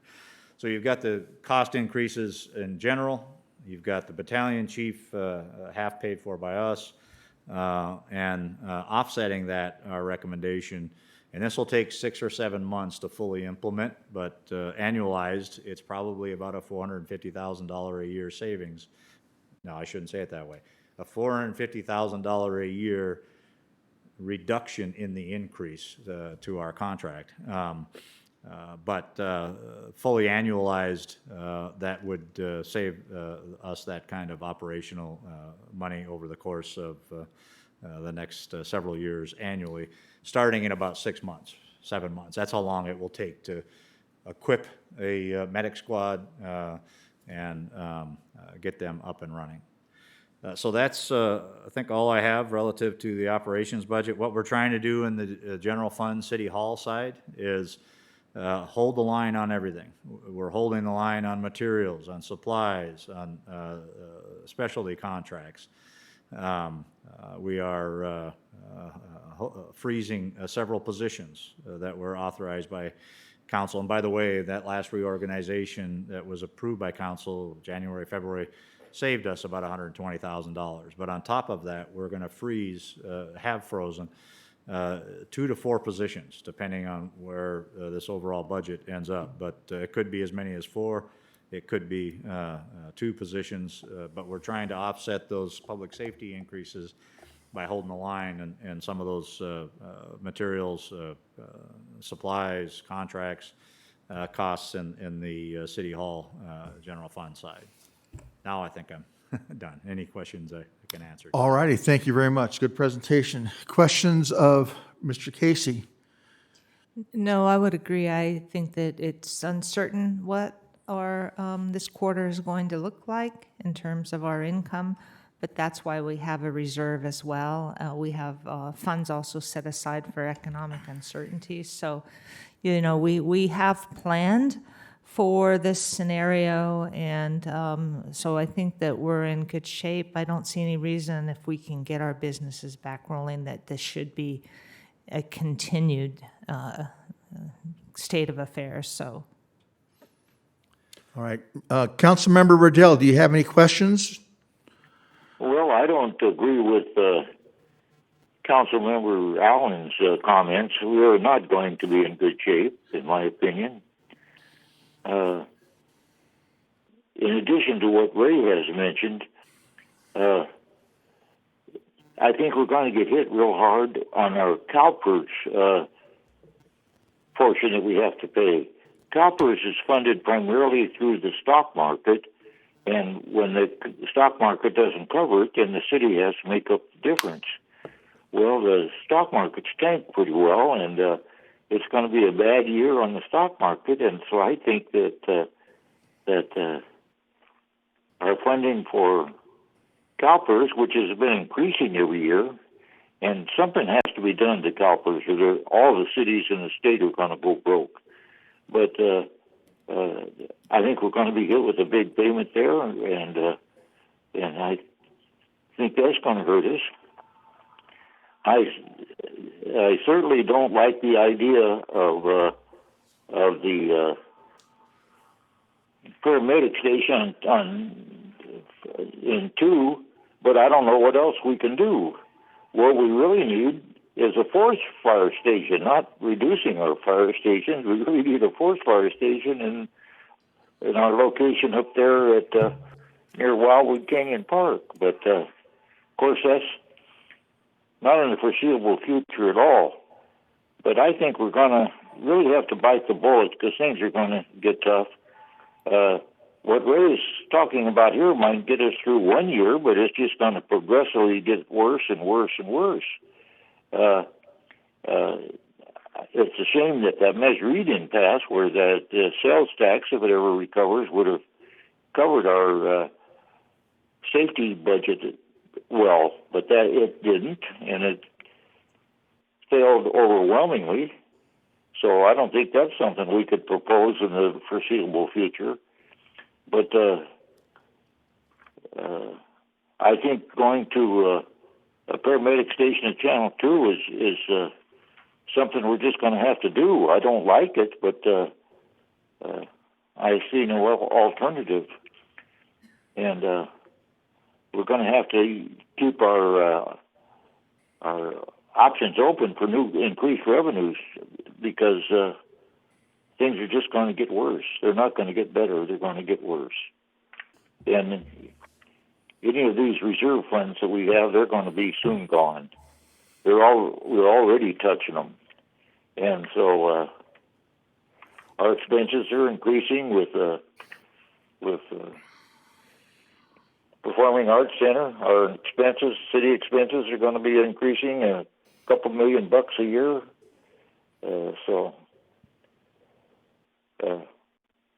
I don't really feel that good about the future and our financial situation, but I think going to a paramedic station is a start. It's not something I like, but I don't know what else we can do. So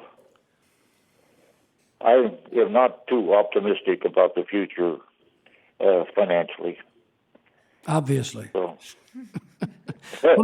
What does that do to our... Thank you, Councilmember Riddell. And there's a bit of doom and gloom for you. So what does that do to our response times if we're responding from Station 3 or Station 1 to Dunlap, whereas Station 2 would have done that work? What does that do to our overall response times to fire? Yeah. Well, it's really going to hurt. And what it's going to hurt even more than that is we have annual fires on Crafton Hills up there, and with Station 2, they get on it right away, and this is going to be a delay getting to those situations too. It's not a good situation, but we're in a position where we have no choice, I think. I had a lot of conversations with a lot of different people over that whole Measure E thing, and I'm still getting crapped on pretty hard by a lot of people. In fact, they said politically I committed suicide, and all I did was vote to put it on the ballot. But I am concerned about, you said it's about a $453,000 savings by converting Station 2 to a paramedic or a medical response site? Annualized, yeah. You won't see that all this year because it's going to take 6 or 7 months to get it implemented. But once it's implemented, it's estimated to be about that, yes. Okay. And to be more clear, a $450,000 a year reduction in the increase. There's still going to be an increase. Right. No, I get it. Yeah. Well, it's a savings though, right? Yes. Councilmember Bogue? Well, when it comes to the economy, it really is what I'm thinking about is what the governor's going to do. I think we're in a critical time right now, and if he doesn't start making changes now, then I can see where Councilmember Riddell scenario takes place. But I think if he makes changes now, there's enough optimism out there that we could overcome. We are going to have some setbacks, but I think it really relies on what our governor does. Okay, I do have one question, if you're done. I am finished. With respect to the shared resource officer that we have with the school district, do they still have the funding available to pick up their share of the tab? So it's a non-issue? They say they do, yes. Okay. Okay, that was it. That's all I had. Okay, so this was just a status report. No need to vote on this, right? Correct? Nope, no action necessary. Okay, that's it. So we go now to announcements. Do any of our council members have any announcements? And no announcements from staff. Closed session. Mr. City Attorney. Thank you, Mr. Mayor. We've got one item on this evening's closed session. It's conference with real property negotiator regarding assessor parcel number 0303-253-40. City's negotiator is Ray Casey, and the negotiating parties is the city of Yucaipa regarding price and terms of payments, and we do not expect any reportable action this evening. Very good. Okay, we'll move to closed session. But before we do that, we'll close this. Thank you very much for your time. We are adjourned. We'll take a 5-minute break.